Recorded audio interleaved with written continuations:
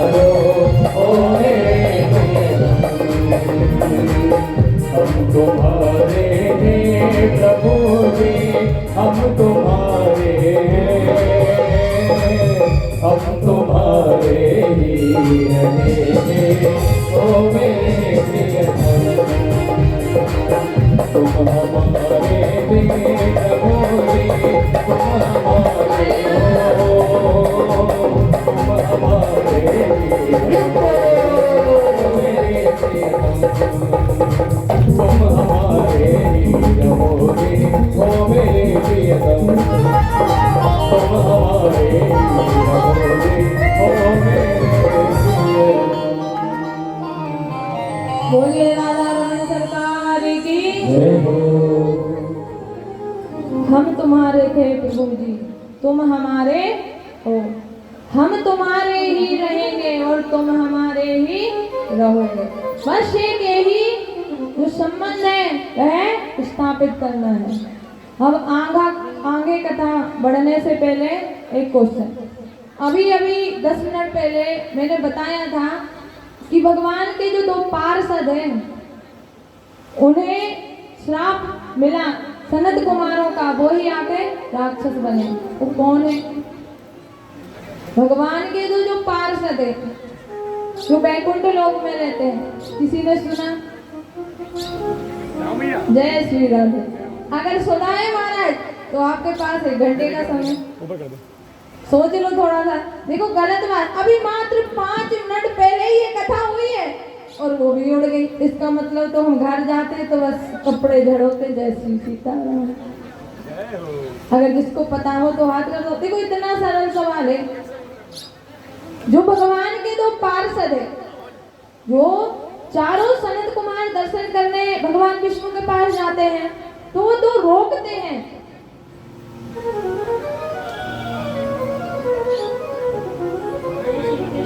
भगवान के 2 पार्षद जय और क्या बात है।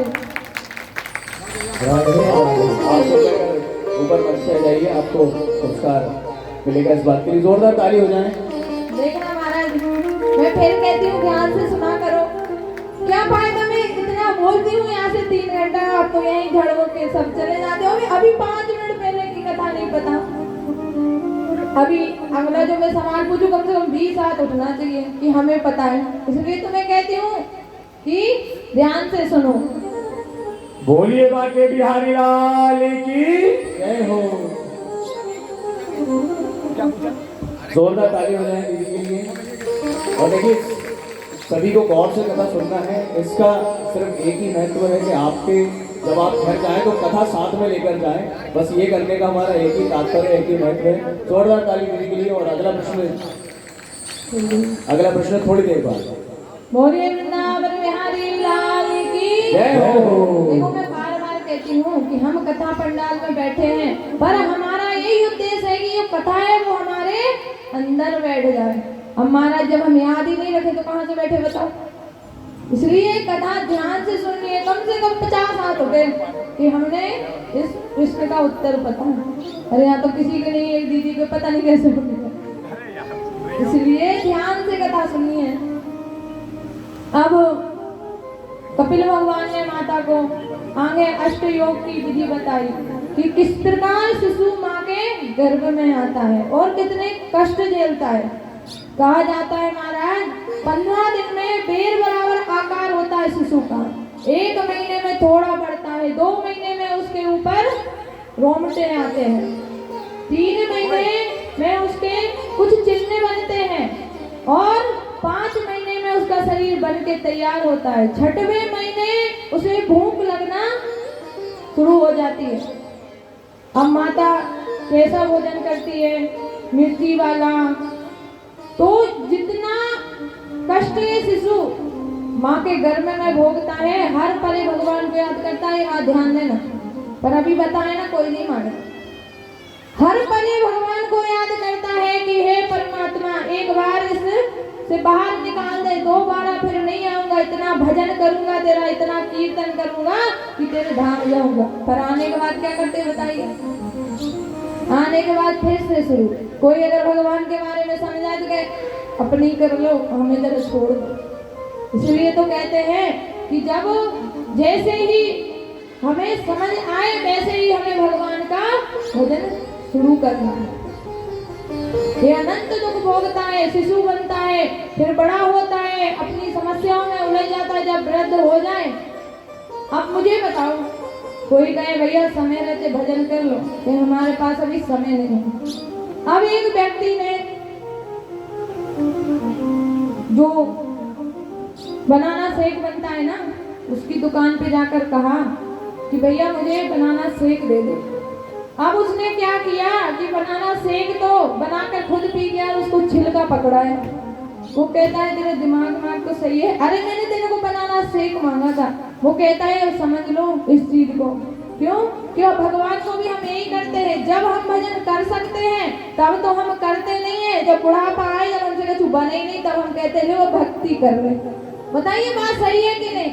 कान काम नहीं करेंगे, आंखें काम नहीं करेंगी, पैर चलेंगे नहीं, फिर कहेंगे हम भजन करने भगवान की तरफ, छिलका के जैसे यार मेरे को। सही है कि नहीं बताइए? इसलिए तो कहा है जब कथा में आओ महाराज तो खाली हाथ नहीं आना। अब लग रहा होगा पता नहीं क्या मांगे।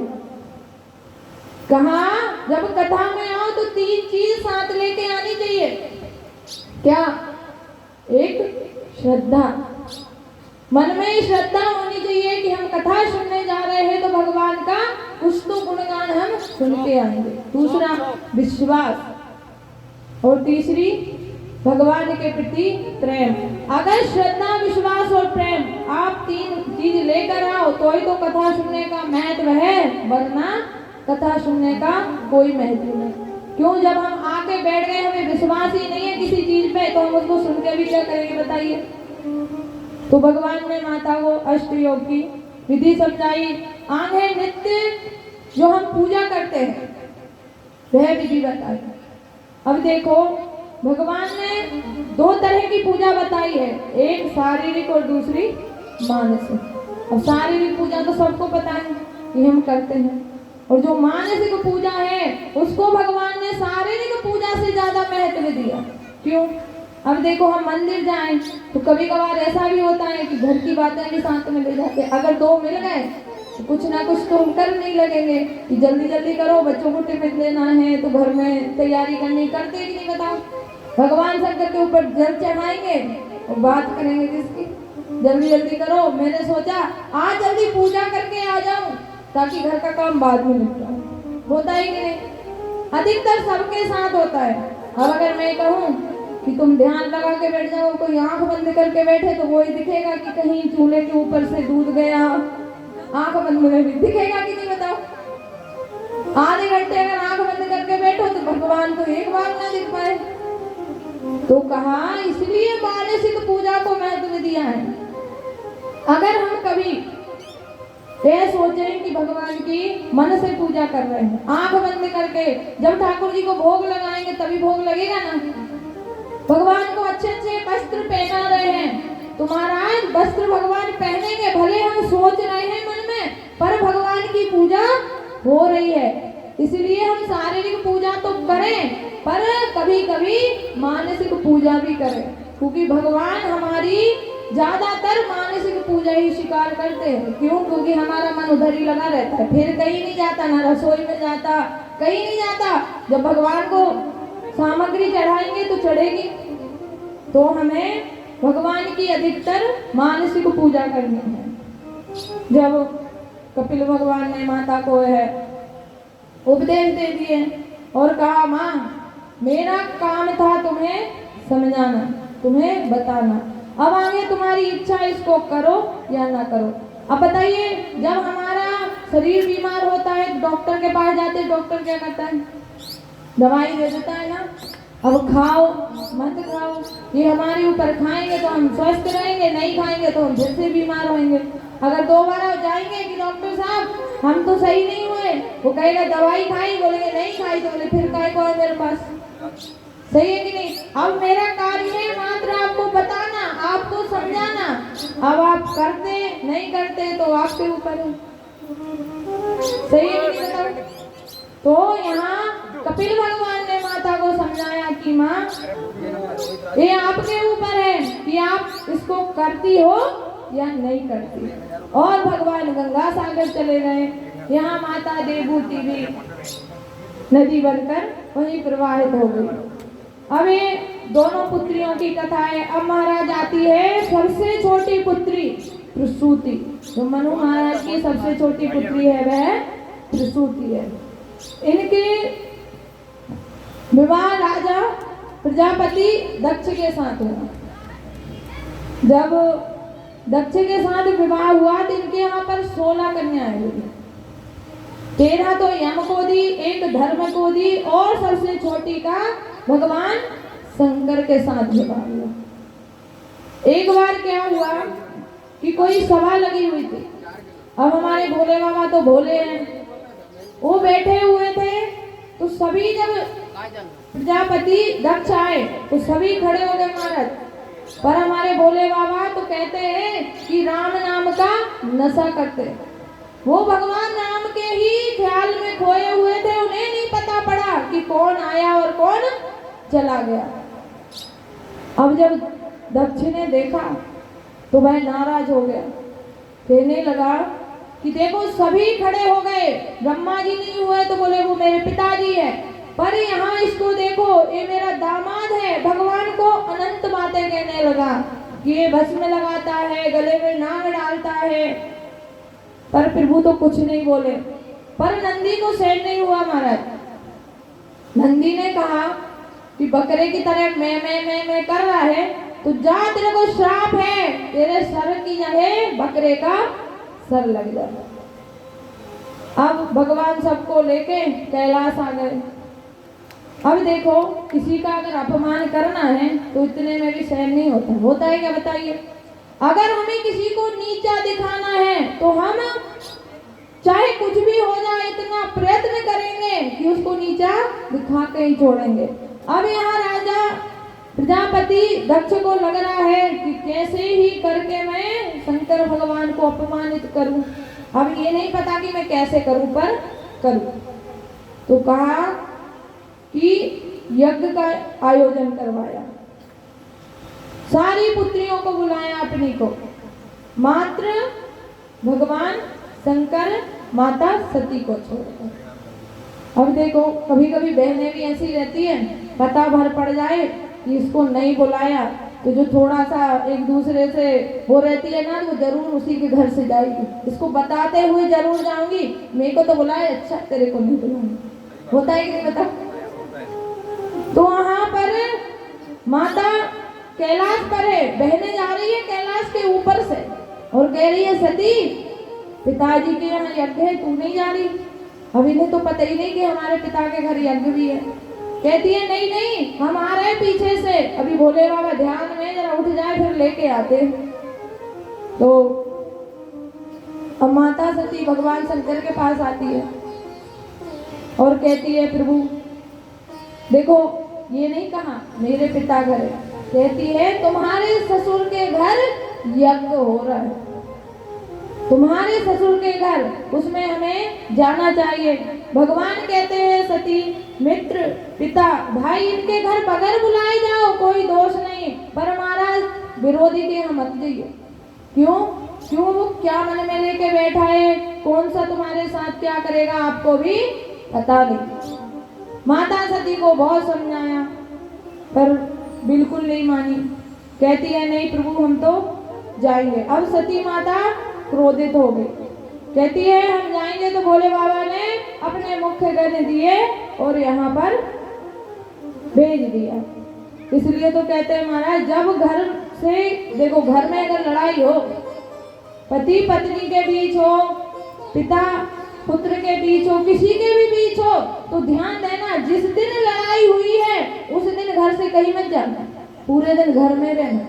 क्यों? क्योंकि अगर आप घर से बाहर गए और देर से आए तो बेचारा जो लड़ा है ना वो टेंशन कर करके पता नहीं बचे भी हैं। होता है कि नहीं बताओ कि कहाँ चला गया, वापस आएगा नहीं आएगा। इसलिए कहा है कि अगर घर में लड़ाई हो जाए, देखो माताओं को तो ऐसा है कि लड़के जाएगी कहाँ, जाएगी तो अपने मायके जाएगी, पर भाइयों को कोई पता नहीं कहाँ जाए। सही बात है कि बताओ? माताओं का तो एक ही ठिकाना है, ज्यादा से ज्यादा अपने मायके में मिल जाएगी, चले जाएंगे, मना लाएंगे। इसलिए घर में कभी लड़ाई हो महाराज तो उस दिन तो जाना ही नहीं है, दूसरे दिन तुम कहीं भी चले जाओ। यहाँ माता जैसे ही दक्ष के यहाँ पर आई, मात्र एक माता ही मिली है जो सम्मानित। बहनें बस थोड़ी थोड़ी मुस्कुरा रही है कि आ गई, बस बुजुर्ग बुलाए। और पिताजी ने तो देखा भी नहीं, पर कहा कोई बात नहीं, पिताजी हमसे नाराज है, थोड़े दिन में इनका गुस्सा रहेंगे यहाँ तो कम हो जाएगा। जब यज्ञशाला देखने के लिए गई माता, तो वहां सबके भाग थे, मात्र एक भगवान शंकर का छोड़। अब क्रोधित हो गई और कहने लगी कि हे प्रजापति दक्ष, अगर कभी भोलेनाथ ने मुझे कहा कि मैं दक्ष की पुत्री हूँ तो मुझे घृणा होगी। क्यों? जो मेरे पति का सम्मान ना कर सके वो मेरा पिता नहीं हो सकता। जो मेरे पति को ही ना सम्मानित कर सके। अब क्रोधित होकर माता हवन कुंड में अपने शरीर को त्याग देती है। यहाँ हाहाकार मच गई। कहा सती माता ने अपने शरीर को त्याग दिया। यहाँ उनके जो गण थे वह यज्ञ को विध्वंस करने लगे। अब भोलेनाथ तक खबर पहुंच गई। जब भोलेनाथ के पास यह बात गई, नारद जी ने कहा, तो भगवान ने क्रोध करके वीरभद्र को भेज दिया कि जाओ और जाकर यज्ञ का विध्वंस करो। अब यहाँ वीरभद्र ने आके पूरा यज्ञ विध्वंस किया और दक्ष का सर काट दिया। क्या करा जाए, यज्ञ अधूरा रह जाएगा तो संसार की जो योजना है वह फेल हो जाएगी। तो भगवान विष्णु ने भगवान शंकर से प्रार्थना करी। अब देखो, जो हमारे 51 शक्तिपीठ है ना, हम सब जानते हैं, एक पाकिस्तान में है और 50 हमारे भारत में है। तो जो 51 शक्तिपीठ है, तो माता सती का जो शरीर भगवान शंकर विरह में लेके गए और विष्णु भगवान ने अपने चक्र से